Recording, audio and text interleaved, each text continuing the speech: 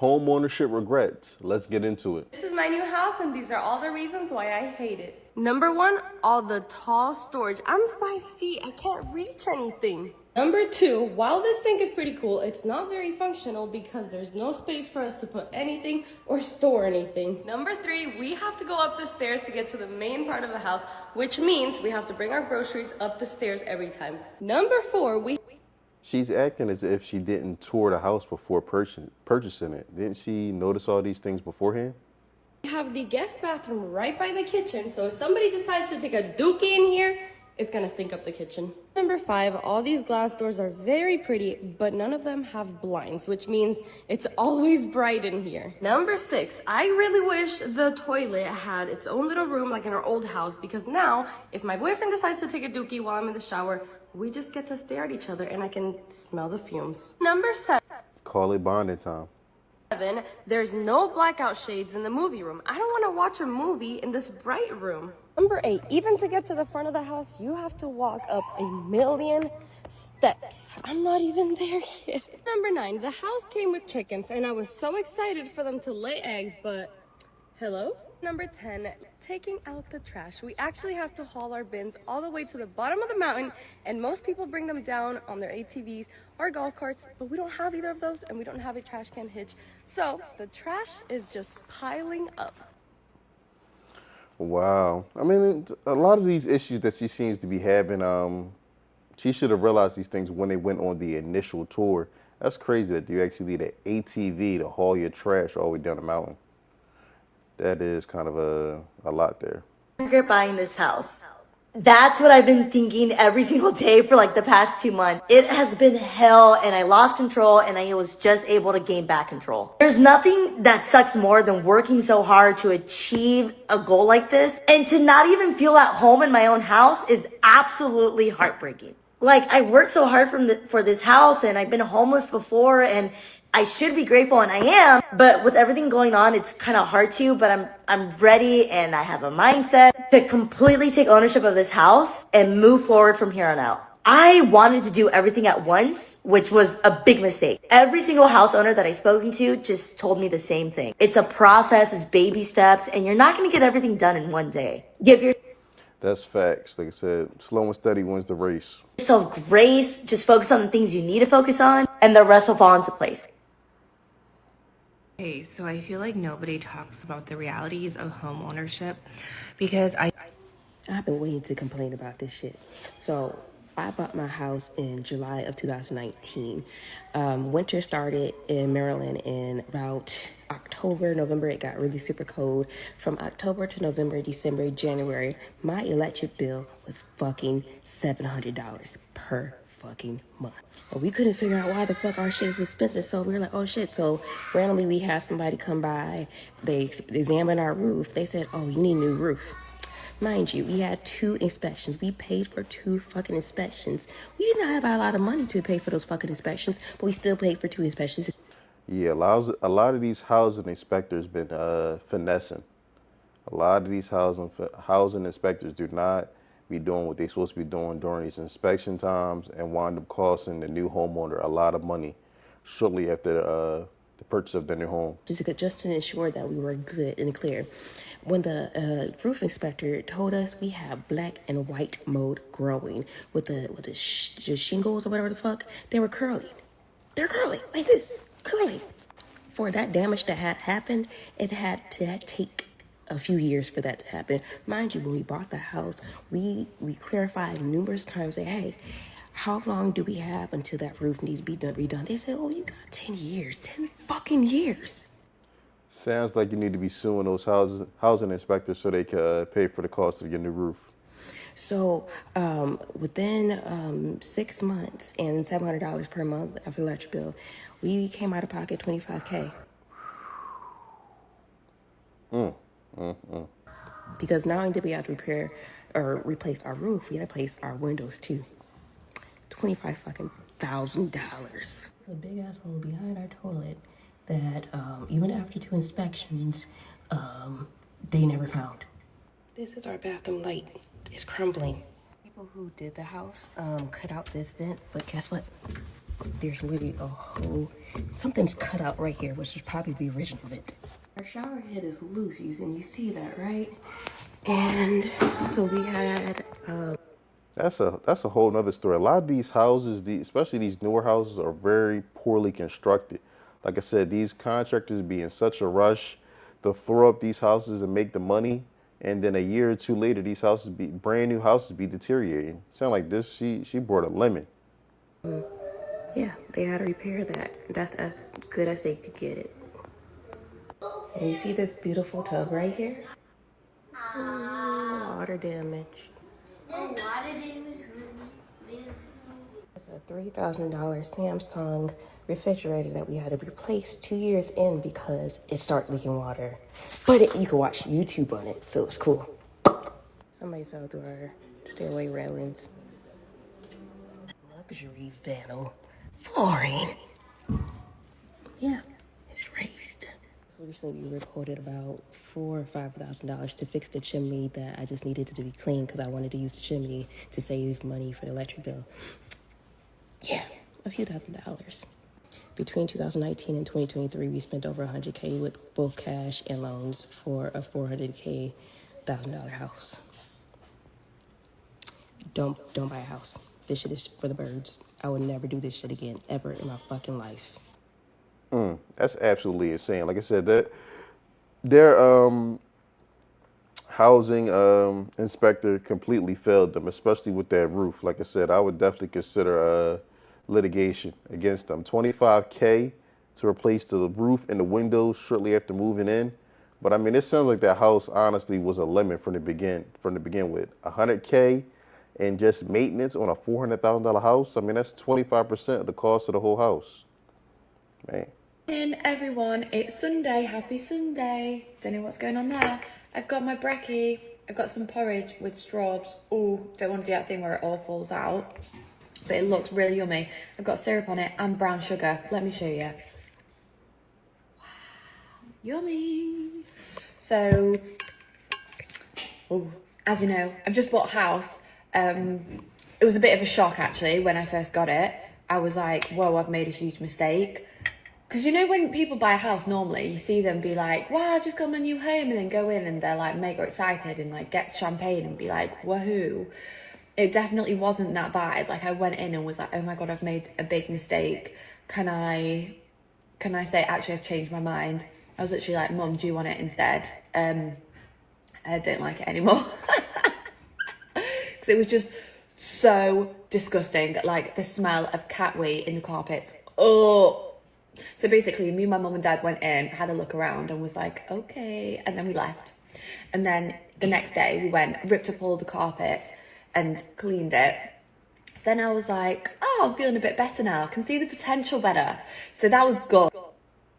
This story's not really making any not making too much sense to me. It's kind of all over the place. Good. And then today's the third day. So to be honest, now I just need like building work done. So I'm gonna get like builders around and be like, how much is it gonna be? Yeah, and I'm looking at like wooden flooring and stuff. So it's like all exciting again. So that's good. But yeah, I've never seen any videos of people being like, oh my God, I've got the keys to my house. Oh, I don't like it. So then I was thinking, great, I've just been scammed. But actually, I think it's more common than you think, and people just don't show it. Because my mum and dad said that when they bought this house, they came in and the carpet was green and it was covered in cat poo and cat wee, and it was disgusting. And they were like, what have we done? So I actually think it's quite common. Is it quite common? Anyway, I hope you all have a nice day today. I'm going to have my porridge.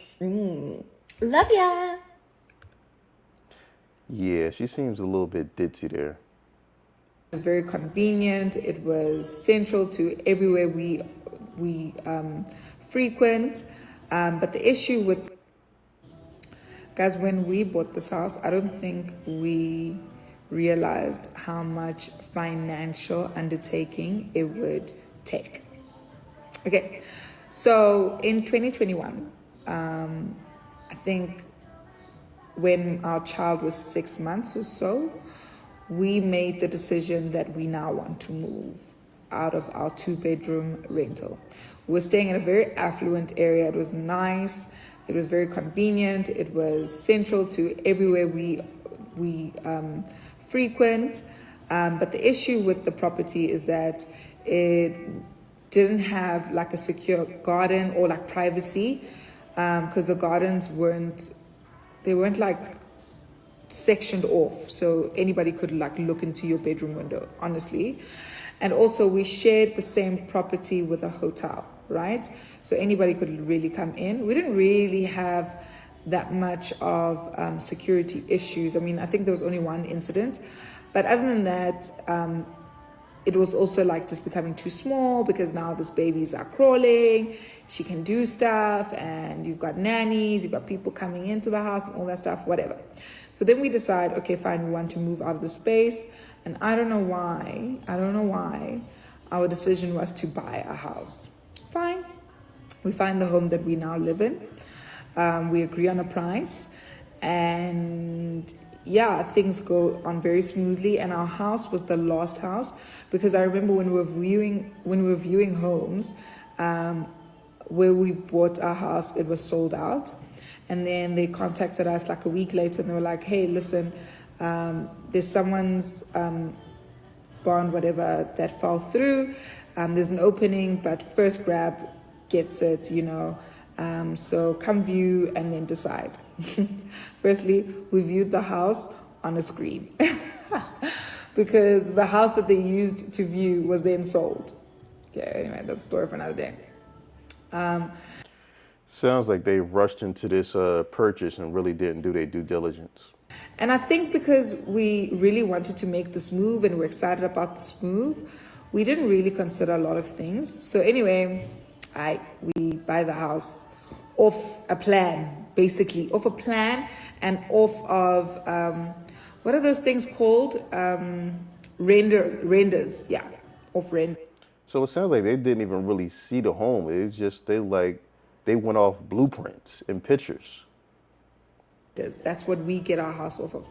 And because our house was the last one, or like it was a sale that fell through, we took whatever the person had decided on. So there were even things that we didn't realize that we could have added on into our home to make it more comfortable for us, whatever. So we got the house as it is, sharp.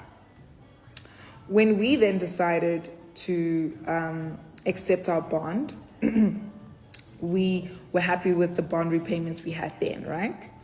We never considered that the bond repayments would obviously become way more, obviously also with inflation. So this is the first tip. Do not budget according to that. Like, do not. She mentioned bond repayment, so this must be like over in like the UK somewhere. I'm not too familiar how that works over there. Already, the difference between our bond repayment and our rent at that point was 8,000 Rand. We were comfortable with that, and that's what we were prepared for, because we needed the space and we really wanted to, we wanted to grow as people. Cool. Hi, then 9 months, it took about like 9 months for us to finally get into the home, right? In that time, our bond repayment kept going up and up and up and up and up. We still felt comfortable, and yeah. I wonder if this is something similar to like an adjustable mortgage rate, which you have here in the States. Because it sounds like the bond payment started at one number and it just went up and up and up and up, and probably ultimately they couldn't really afford it. That's what it sounds like. That's where it sounds like this is headed towards. Yeah, then we moved in. Do you know what we did not consider? The fact that our electricity would be way more, not just a couple hundreds, like way more, right? And obviously, yes, we thought about levies and rates and taxes, but we didn't think about like things like deposits that you need to pay for those. So your ESCOM deposit, which is like crazy. We did not budget for that. And at that time, my husband had just started his new job, and I was still an intern, but I think I was getting less than other interns because they had paid me my full pay when I was pregnant, so I had to pay that back. Cool. So then, anyway, we've now moved in. Now electricity is showing us flames because we moved in winter. Then what we also didn't consider is that the fee for your help, so your nanny, is going to go up because now it's transport. You've moved, right? Because we have a stay out. And then also, because now the house is bigger, you have to get extra help and you need to pay for that extra help, whether you've budgeted or not. Because we couldn't. Overall, it sounds like this was basically poor planning on their part. Had a child, they needed more space, so they kind of were in a rush to purchase a home. So they kind of just took whatever was on the market, didn't really factor in increased utilities, I guess increased nanny costs. It sounds like they really didn't, like I said, plan this out in budget and actually write these things down. They kind of just jumped into it and we're going day by day. Expect our nanny to clean, do everything, and then also take care of a child that is so busy. Shut. Guys, another thing that we did not consider is that our bond would go up with inflation. So from the time that we signed our agreement to now, our bond has gone up by 9,000. Okay, so that puts us, so you add 9,000 and 8,000, that's 17,000 if I'm not mistaken.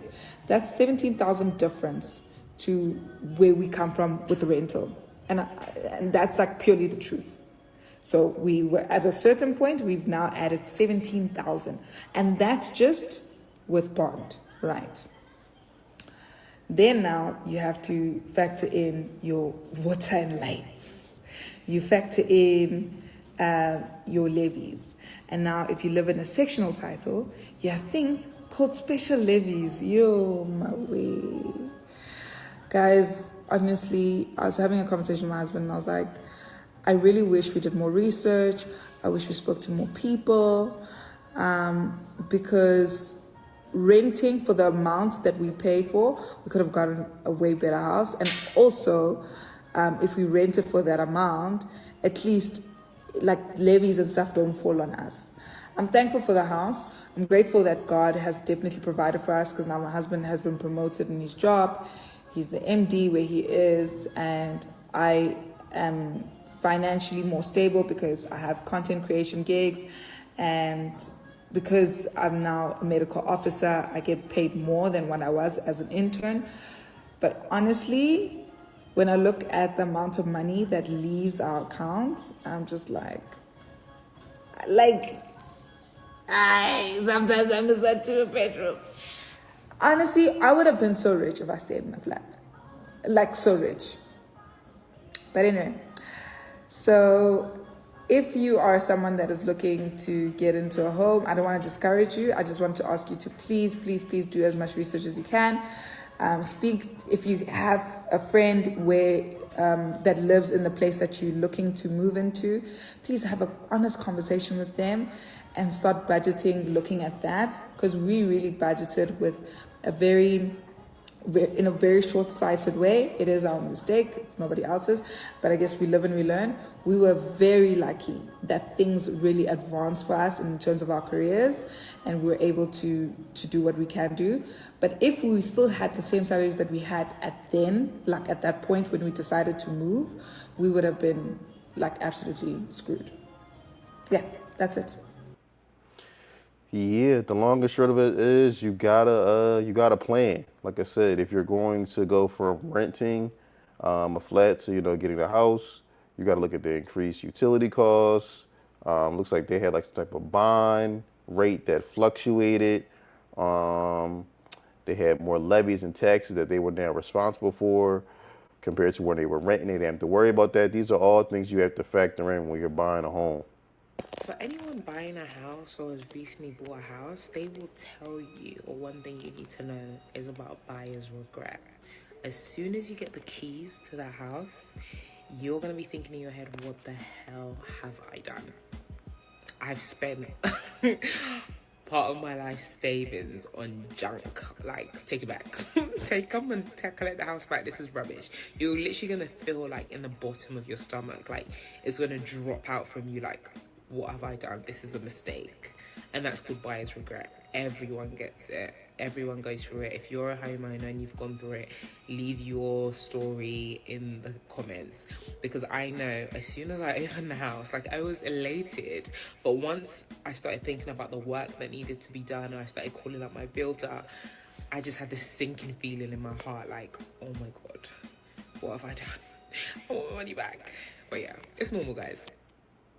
With me while I tell you why I regret buying a house. Now, just for some context, in case you weren't aware already, I essentially bought a house about a year ago. So it was a couple of years after I bought this flat that I now live in, which I don't regret at all. It is the house that I have more regrets for. The first reason is that it was just way too expensive for me to foot a bill like that on top of already owning a property that I'm living in and paying a mortgage for. So when I bought the house, I was in my corporate job and I had no idea redundancy was going to hit me exactly a year later. Having said that though, even while working my corporate job, it was a very expensive bill to pay on top of all my expenses I already had. I actually had never any intentions to live in that property, and it wasn't strictly being rented out. I actually purchased it for family. Basically, I had a case of severe eldest child syndrome and I was trying to be a provider. Also, someone please tell me why it took me an entire year after owning 2 properties for me to realize that the first year that you pay back your mortgage, you aren't even paying towards the property. You are just paying. Yep, it's the interest is front loaded. Basically interest alone.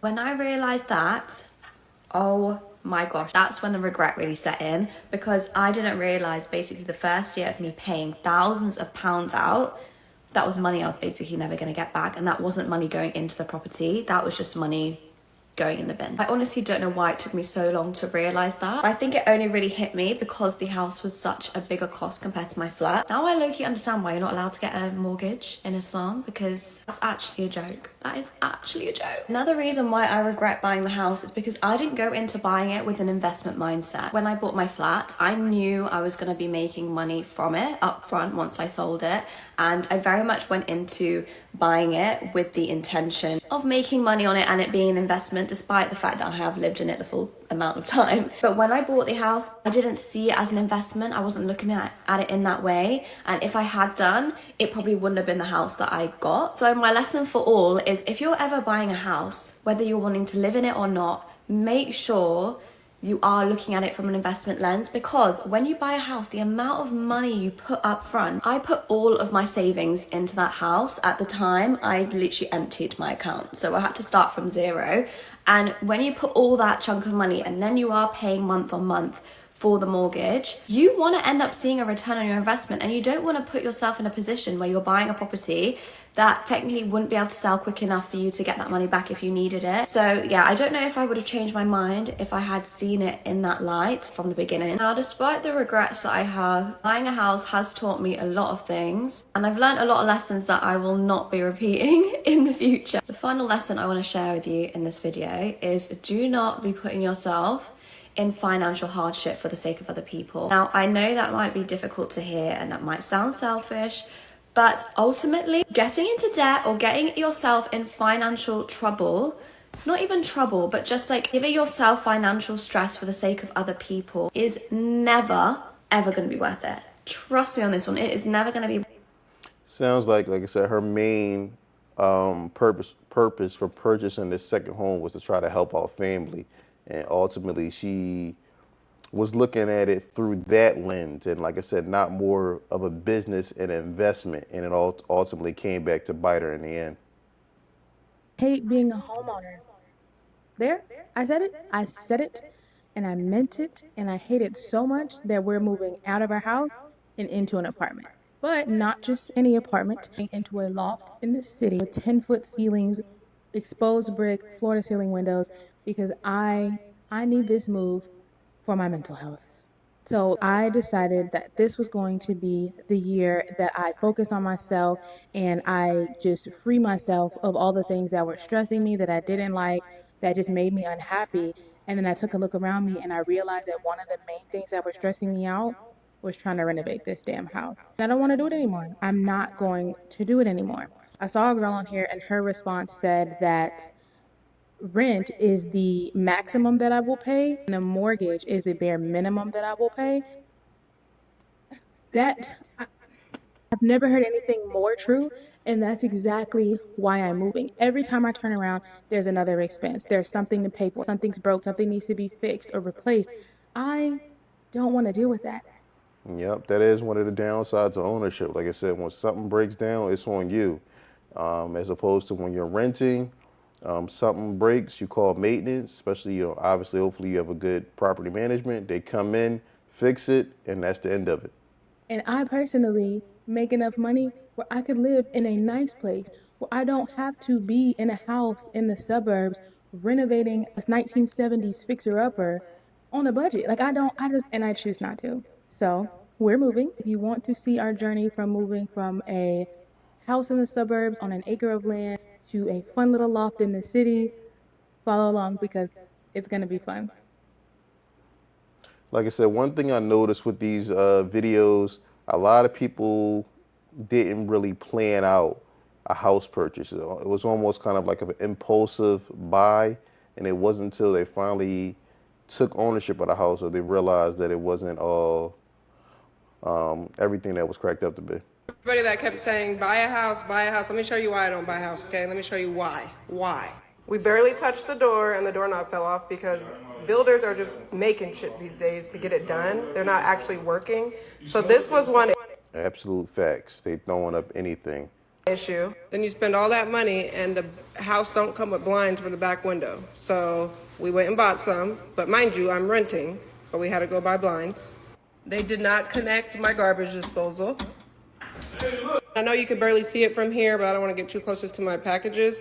But underneath, I'm going to show you. Hold on. They literally made the door too short, so they put a fake piece of wood under there, and there's still a gap to where you can see outside. So bugs and crickets just come right in.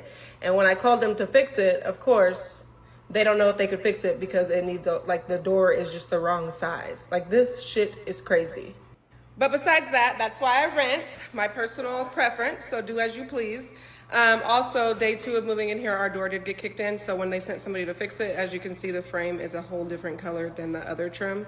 But it is what it is. I'm just saying that this is why I personally am not buying a house, because builders these days are slapping these things together and then just getting them out. Yes, there's warranties. Yes, these are minor issues. But think about purchasing a home that's 500, 600K and having little issues like this would drive me fucking crazy. She is 100% absolutely right. They put these houses up as quickly as possible, charging $500,000, $600,000, $700,000, and then there's no quality control there. Let me know what you think in the comments. Have you purchased a house? Did you have buyer's remorse when you purchased your home? If so, let me know in the comments. Don't forget to like, subscribe, and share.